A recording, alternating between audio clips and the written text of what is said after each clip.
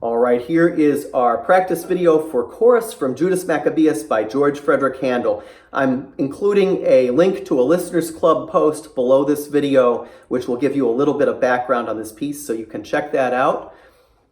We're going to begin with a finger exercise which relates to measures 12 and 13 in chorus. So I'm just going to give this to you step by step, and then you'll see how it relates as we put the piece together. So first step, we're going to put high 2 on the D string.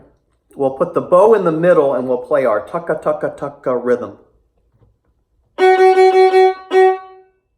Now we're going to keep the 2 down, put the 4th finger on the A string, move the bow over to A, and play.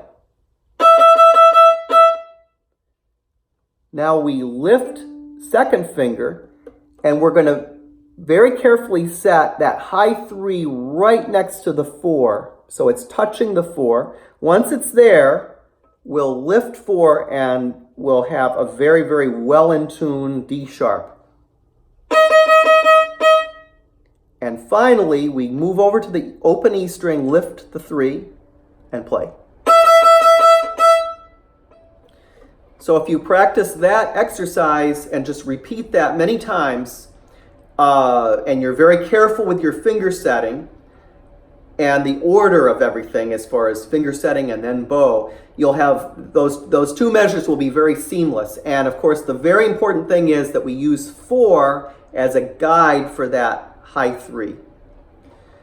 All right, so I'm going to go now to the beginning of the piece. We're going to start this with relatively short bows.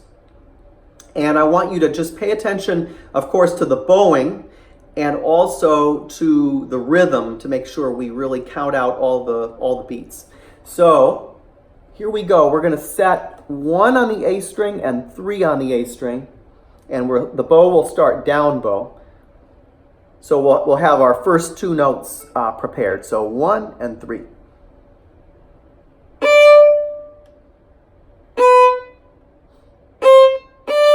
Three is going to pick up and hop over to D string, and then we move the bow.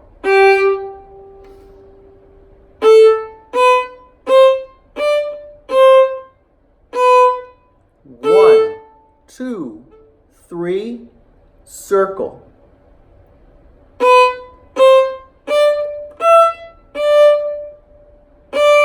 2 on the E string, 3 on the A string. We're going to set 4 on D string.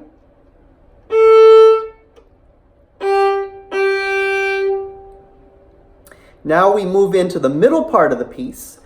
1 on A string.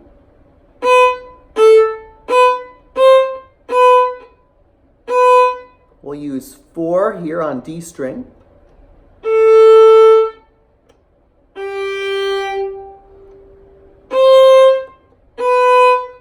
Open A, 3 on D, and here's our 2 that's going to stay down. So we're going to keep the 2 down, set the 4, just like we did for the exercise, do the circle, come back to the A string. We'll play 4. Now lift your 2, set your high 3 right next to 4 carefully, and then we can lift 4, and now we'll keep going. Open E.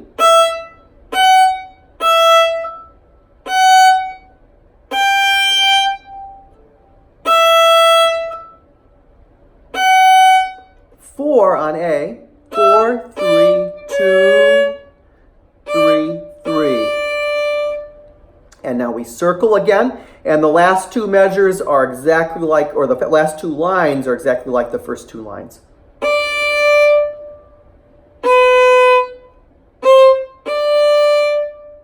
Hops over.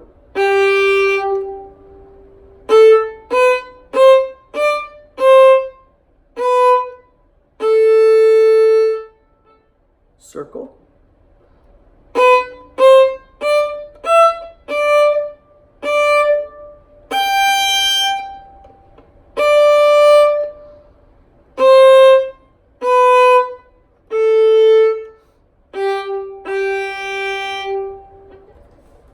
Okay, so there it is with the short bows. And I want you to make sure you're really counting all those little inside beats like this. 1, 2, 3.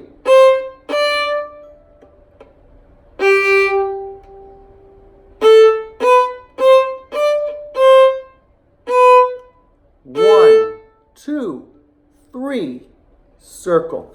So all those little inside beats are very, very important for the rhythm.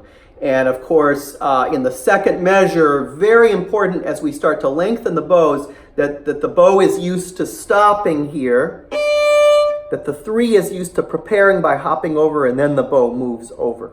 And we'll always have a little bit of a break there to make sure that that order can happen correctly. All right, so after you've got the notes learned relatively well with those short bows, it's going to be time to do what we really want to do with this piece, which is lengthen these huge long bows. And so I'm going to play through it first with the full bows, just so you can watch it, and then we'll talk about the little bit of the bow division that I'm doing and how we can practice that. So I'm going to start at the frog, and notice that every circle I'm always going to come right back to the frog. I'm going to back up here so you can really see how much bow I'm using.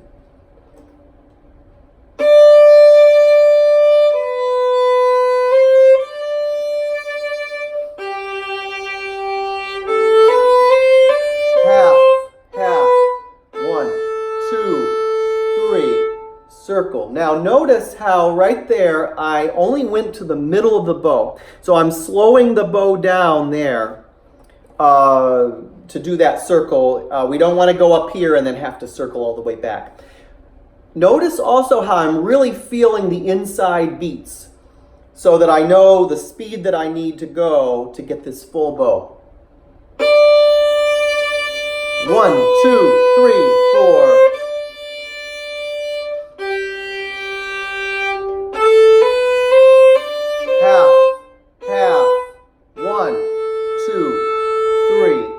Circle to the frog. Half the bow, half the bow. Lower half, full bow. Down, up.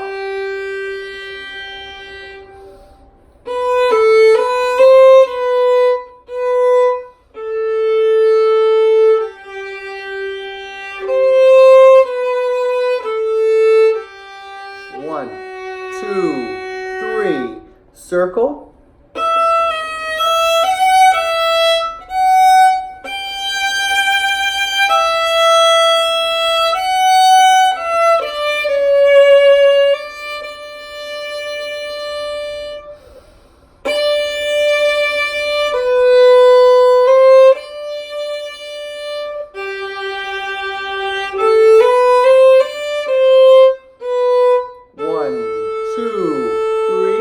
Circle.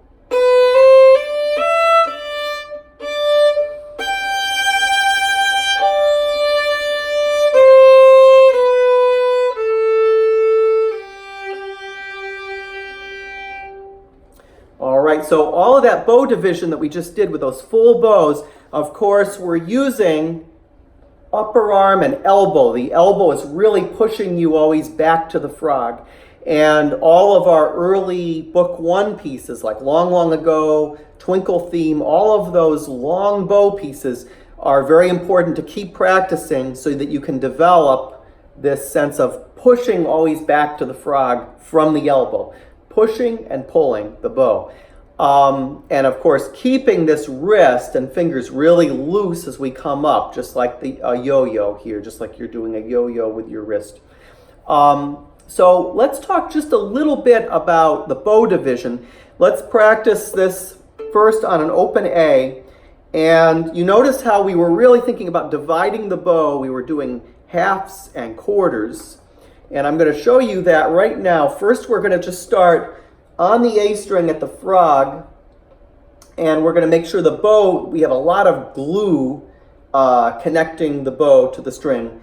And we'll pull all the way to the tip. And push back to the frog. Pull. can feel that full bow. Now we're going to do half and half. So we're going to stop in the middle.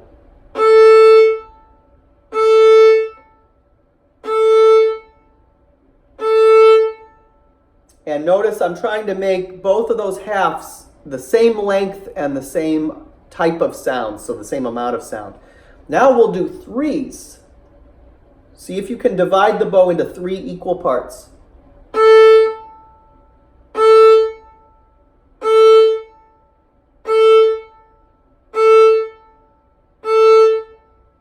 And it may be challenging to make the bottom sound the same as the top, but the more you loosen up right here and keep everything loose as you come back and just let that relax, the more it will sound exactly even. We want to have the sense of the bow always just resting gently on the string. And of course, down here, it's the heaviest part of the bow. Up here, it's the lightest part, so we transfer more weight in. And now I'm going to do four subdivisions. So 1, 2, 3, 4.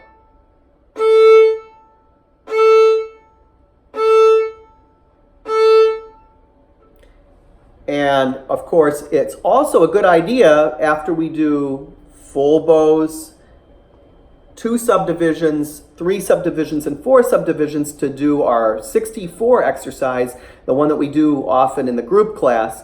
And this is where we count in groups of 8 and try to get exactly to the tip on time and then exactly back to the frog. So I'm going to demonstrate that right now. 8. 8. 8. 8.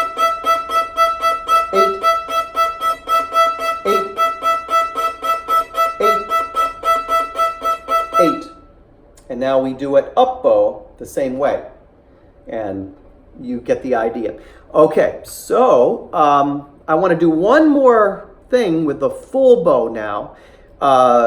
As you do all those little subdivisions, you'll get a better sense of that full bow and the feeling of this distance and how to use it to get the most ring and the most vibrant sound. You notice how our bow dips like this a little bit, right? So we can think of the bow as part of a circle.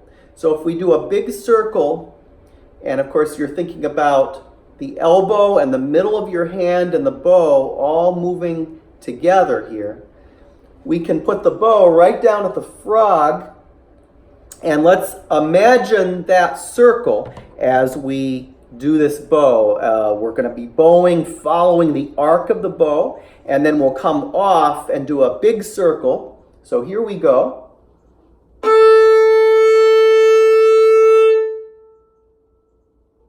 Always make sure when you touch back, your shoulder's resting, your elbow is relaxed, and your hand and wrist fingers are all loose.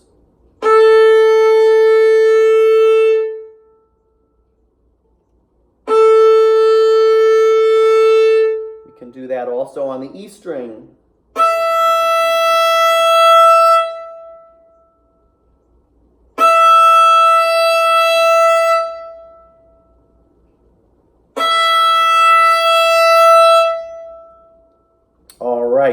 So you have that sense of the elbow, the middle of your hand, and the bow all moving exactly together. I'm going to play chorus now one more time, and I want you to just watch all those little divisions, bow divisions in chorus. We're going to start with a lot of glue right at the frog. We want a good toe sound as we begin this.